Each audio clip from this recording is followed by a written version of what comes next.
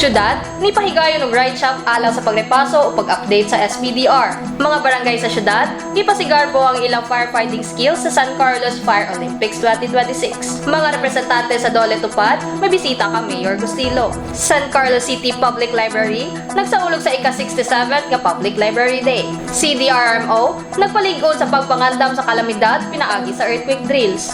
BFP San Carlos, nagpahigayon og open house ug scavenger hunt alang sa mga estudyante. Syudad ug sa Kasol, nagpahigayon og U10 mixed football tourney. BFP San Carlos, nagpahigayon og bombero color run. Bago City Hospital, nagpahigayon og benchmarking sa San Carlos City. Maayong adlaw San Carlos, kini ang Vamos News. Gikan sa City Information Office, kami naghatod kaninyo sa mga balita nga nakalap sa balay lungsod ning Dakbayan. Ako si Kimberly Lumogda ug karon sa detalye sa mga balita.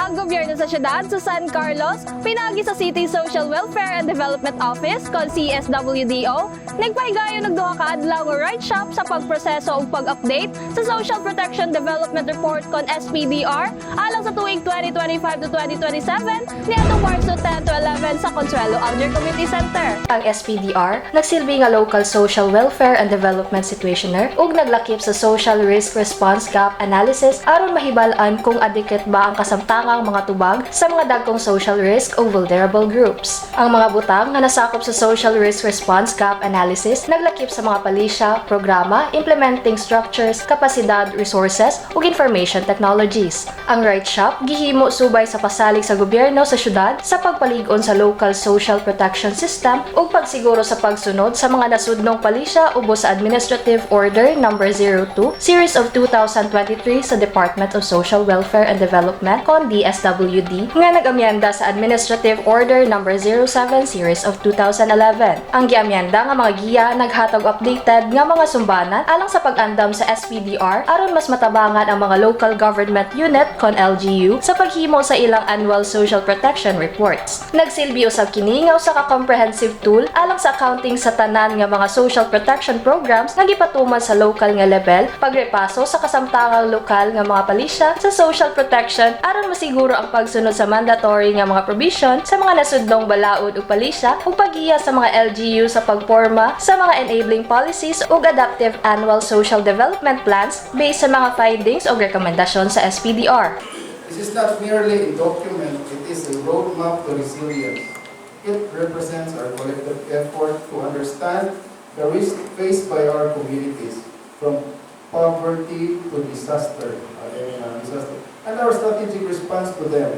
This report will for sure highlight our progress in ensuring no one is left behind. Si CSWDO Social Worker Kimberly Panuelo ug City Planning and Development Coordinator's Office Administrative Aide Cheryl Lou Paraguya nagsilbi nga mga resource speakers diin ilang gisgutan ang overview sa social protection, framework and adaptive, shock responsive social protection, ang SPDR review alang sa 2022 to 2024 SPDR template, presentation sa mga worksheet alang sa data updating ug ang presentasyon sa mga workshop outputs. Gipaambit usab ni Panuelo nga mitambong sila sa susamang ride ship niadtong Agosto sa miaging tuig sa Cadiz City nga gipasiugdahan sa DSWD Field Office 6 ug ang impormasyon nga ilang nakuha gipaambit na karon sa mga hingtungdang opisina o cluster. Kuan yun nila ang SPDR o Sir Raul, di ba sir, ang sa una ko sa SGLG hindi siya kay ka-stricto. Karon di bago nila, no? Every ano sana lang ganyan ang SGLG sir after 3 years? So next year, 2027, every year. Every year na po. Ang mga partisipante sa Right Shop nagikan sa life cycle risk, economic risk o governance risk clusters. Ilahan ang masugda masugda na nila ang paghimo sa SPDR and then atuan na pong mapasa sa province. Kay kani mangod ang SPDR ato pa ni siyang sa SP para resolution and then atuwa po niya siyang ipasa sa province for approval.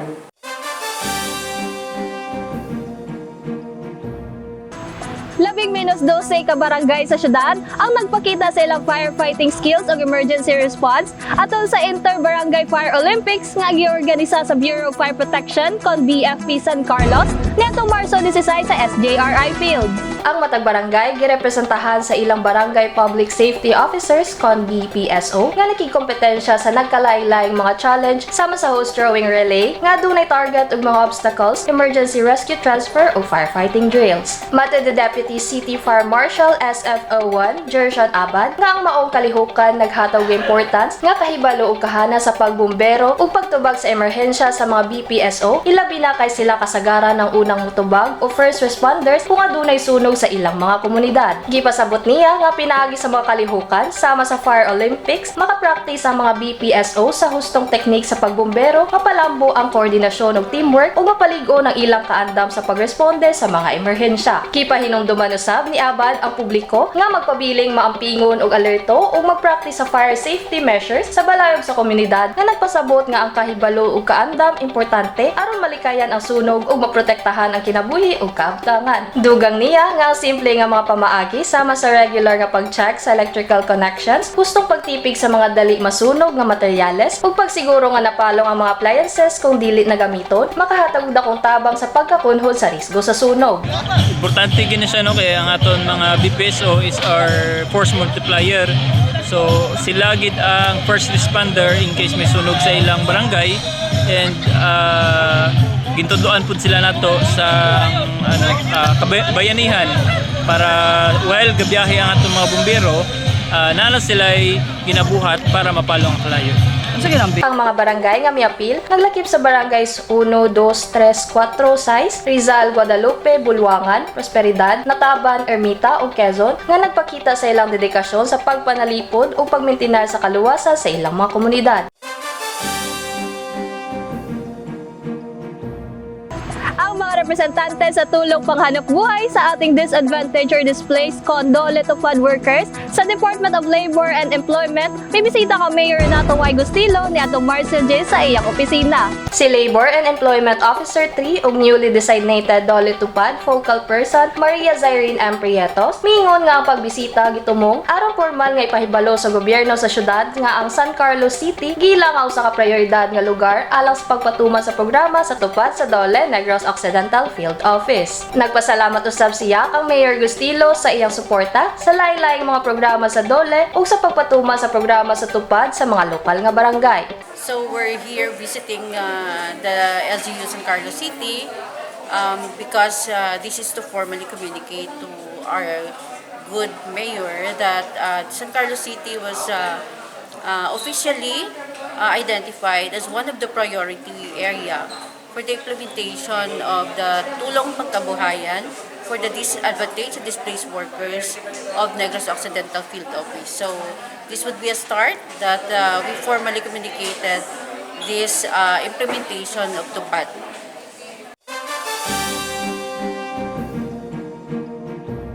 Nagsaulog ang San Carlos City Public Library sa ika-67 nga Public Library Day uban sa tema nga Public Libraries in Action Blueprint of an Empowered Community niadtong Marso 9 sa San Jose Elementary School. Isip kabahin sa selebrasyon, gipangunahan ni City Librarian Stella M. Fetiluna ang turnover sa labing menos 346 ka libro ngadto sa eskwelahan nga gidawat ni Principal Melvin B. Espinosa aron makatabang sa rehabilitasyon sa librarya sa eskwelahan nga nadaot tungod sa mga niaging bagyo. Matod ni Fetiluna, ang selebrasyon nagpasidungog sa kahinungdanon sa mga public library ug sa ilang dakong papel sa paghulma sa mga komunidad nga dunay kahibalo ug gahom. Dugang pa niya nga ang librarya dili lamang usa ka building nga puno sa mga libro, kundi usa ka aktibong sentro sa pagkat-on, inobasyon ug oportunidad nga naghatag og akses sa kahibalo, nagpalambo sa digital literacy ug naghatag og luwas nga lugar diin motubo ang mga ideya. Nurture creativity and serve as safe spaces. Turnover today are more than just printed pages. They are tools for learning, gateways to imagination, and seeds of knowledge that will help students grow academically and personally. Ang San Carlos City Children and Women's Affairs Incorporated, Konskaway, President nga si Maria Consuelo Janice Carmona, mingon usab nga tungod sa nagkadaghan nga mga bata nga dunay mubo nga reading comprehension, dako ang papel sa mga librarya sa pagtabang sa mga batan-ong tinun-an aron mapalambo ang ilang abilidad sa pagbasa ug mapukaw ang ilang gugma sa mga libro. Iyang giingon nga pagbasa og kahibalo importante sa pagtukod sa nasod ug sa pagpalig-on sa mga komunidad. Reading comprehension ko no of the children in the Philippines, no, ages 15, only 24%.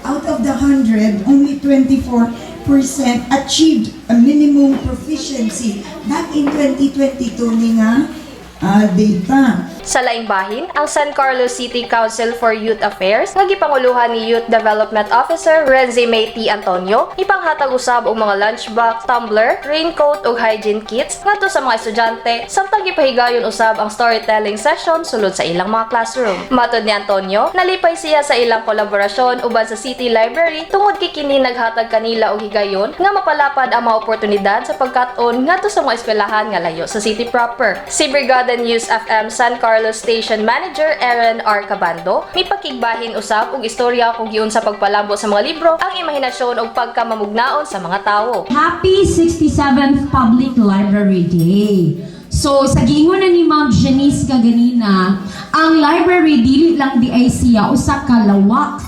Lalong kaayo. I thought na sa inyong MTB. So, ang library, dili lang dahil siya sa kalawak nga na ay mga libro, kundi lawak siya nga puno sa kaalam, puno sa kahibalo, ideya, o syempre, mga pangandoy. Nagpasalamat si Espinosa sa gobyerno sa syudad, nga gipanguluhan ni City Mayor Nato Y. Gustilo ug Vice Mayor Christopher Paul S. Carmona, uban ang mga city officials, ingon man sa City Public Library ug sa SCCCYA sa ilang padayon ng suporta sa eskwelahan. Morning, and wala akong mag-expect nung nani kadaghan ng support, no? And also, I know nga dili ni para sa ako, para ni sa mga bata. Being a school head, kanang nalipay kog dako sa ingon ani nga grasya, and mga bata, pwede ba atong palakpakan sila? Ang San Carlos City Disaster Risk Reduction and Management Office, called CDRRMO, nagpahigayon og laing-laing earthquake drills ni atong Marso 12 sa San Carlos City Hospital ug Julio Ledesma National High School, isip kabahin sa pagpadayon ug pagpaningkamot sa syudad sa pagpaligon ug pagpangandam ug pagtubag sa kalamidad. Ang mga drill, giapilan sa mga personahe sa SCCH, lakip nila ni City Government Department Head Dr. Renan A. Sanchez ug Administrative Officer Charlen Paul Anlap, samtang ang mga estudyante sa Julio Ledesma National High School miapil sa lahi nga drill nga gigiyahan ni School Principal Joven Cahaban, Master Teacher 3 July L. Murillo ug uban pa mga miyembro sa faculty. Si CDRRM Officer Joe Recalex Alingasa Jr. mingon nga ang drill usa ka requirement sa Department of Health kon DOH alang sa rehabilitation ug nagtabang sa pagsiguro sa kaluwasan ug kaandam sa mga personnel. Dugang niya nga ang kalihukan nagtugot sa mga institusyon sa pagpractice sa hustong mga pamaagi sa pagtubag ug pagpalig-on sa ilang abilidad sa epektibong pagtubag panahon sa linog. Gihinumduman usab ni Alingasa ang iyang kasinatian sa 6.9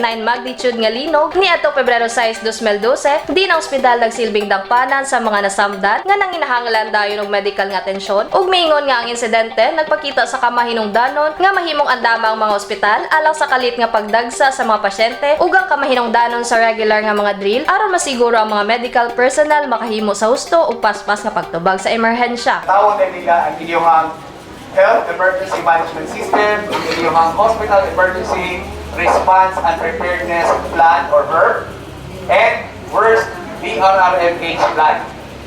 Kung wala taan na, chances are masablay ang ato ang evaluation and re-accreditation. And dili pa natin ang kapanisod-isulod kay nagservisyo man sa mga pasyente, pero ato ang kahadlukan lang kung unsa gyud mahitabo nato kung adunay katalagman nga tinuod nga mahitabo. Ang mga estudyante sa Julio Ledesma National High School nga sila si Jimel Van R. Delarna ug si Zaika Eschembra miingon nga ang earthquake drill makatabang kanila sa pagpangandam alang sa posibleng mga katalagman ilabi na human sa bag-o nga pagbuto sa Mount Canlaon ug nagpataas sa kaamguhan aron mopadayon ang mga estudyante nga andam kung adunay linog nga mahitabo. Good afternoon, I am Gift Delarna of grade 11 section Barangay, and basically this earthquake drill is to promote awareness and to be able to keep the learners ready when it comes to the earthquake, especially after the eruption of Mount Canlaon.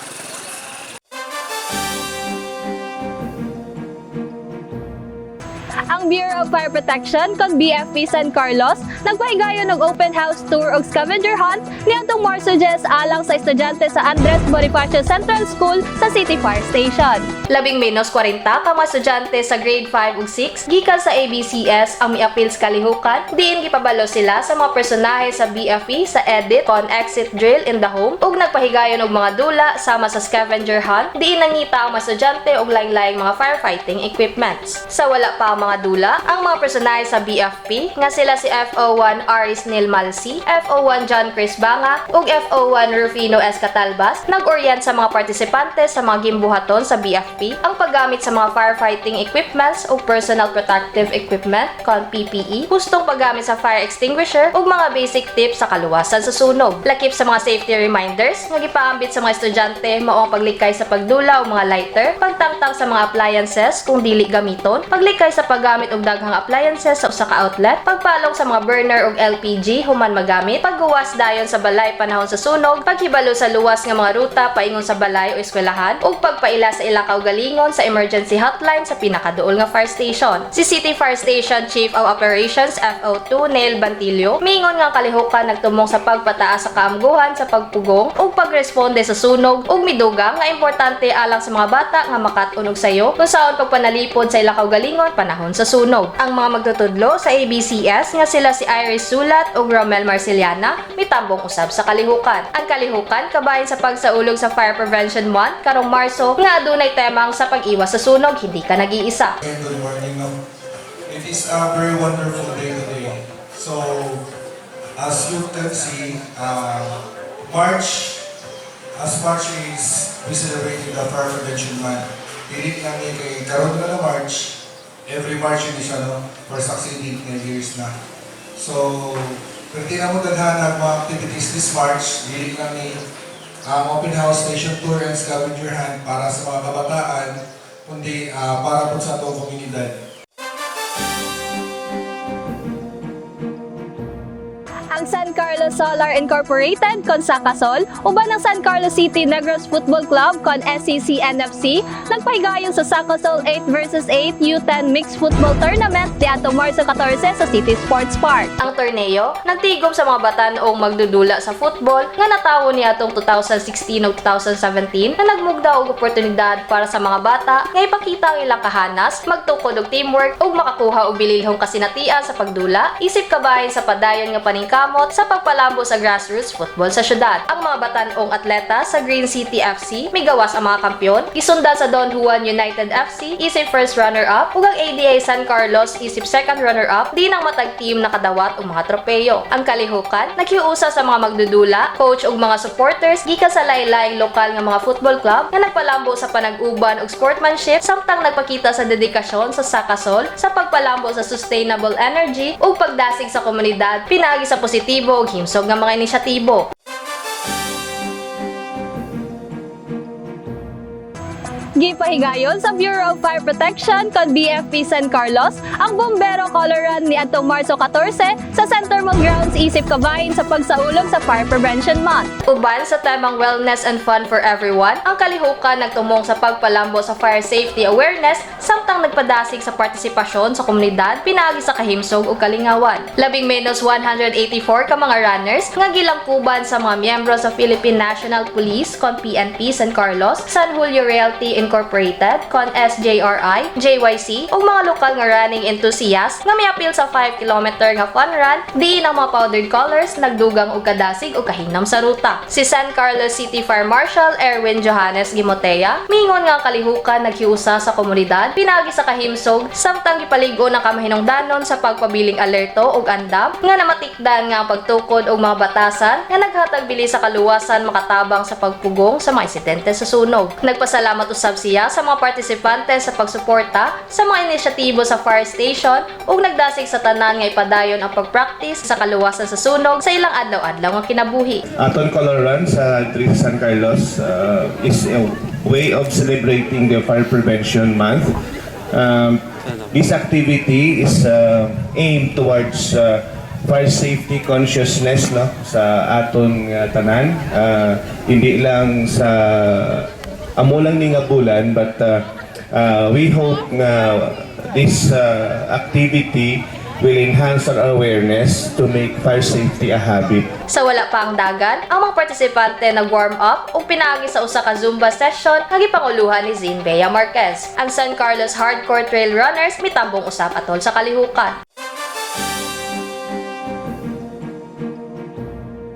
Ang mga delegado gikan sa Bago City Hospital kon BCH may bisita sa San Carlos City Hospital niadtong Marso 11 alang sa usa ka benchmarking activity. Ang grupo nga gipanguluhan ni BCH Supervising Administrative Officer Almira Torres giuban na ni San Carlos City Government Department Head ug Chief of Hospital Dr. Renan Sanchez atol sa ilang courtesy visit kang Mayor Renato Y. Gustilo sa iyang opisina. Sumala ni Torres, ang ilang pagbisita nagtumong sa pag-obserbar sa mga proseso sa PhilHealth sa ospital sa syudad, lakip ang yaman sa kalusugan program kon yakap ug sa pagkat-on sa mga epektibong pamaagi o best practices operasyon sa ospital. Iyang gipatinaw nga gipili nila ang San Carlos City tungod sa maayo nga pagdumala niini sa ospital ug usab tungod kay si Dr. Sanchez kaniadto nagserbisyo sa Bago City Hospital. Gipaambit usab ni Torres nga isip bagong itudlo nga administrator sa ospital nang hinaot siya nga makakat-on gikan sa ilang mga pagbisita ug mapatuman sa ilang ospital ang mga maayong pamaagi sa ilang naobserbahan. Gidayeg ni Torres ang dedikasyon sa mga kawani sa ospital ug ang therapeutic Zen Garden nga usa ka talagsaon ug makapahupay nga bahin sa pasilidad.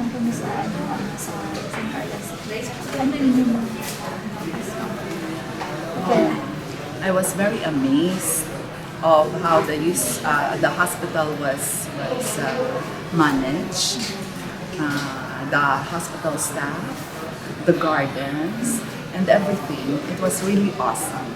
And I congratulate the mayor, of course, the chief of the hospital, and the staff of your hospital.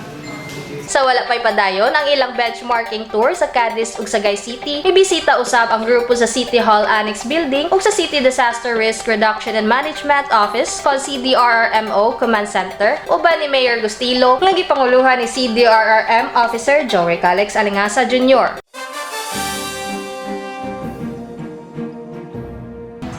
I-follow kami sa mga official social media account sa Facebook, ang SCCLGU Information Page o sa Instagram at SCCLGUPH. Mamahimo usab ninyong i-check ang among YouTube channel, Vamos News, o ang official website sa syudad, ang www.sancarloscity.gov.ph. Mao kadto ang mga balita ang among nahipos ning semanaha. Hinumdumi nga, ang saktong impormasyon mo'y pundasyon sa usa ka mabinantayon ug lig-on nga katilingban. Hangtod sa sunod nato panag-uban, daghang salamat ug Vamos San Carlos!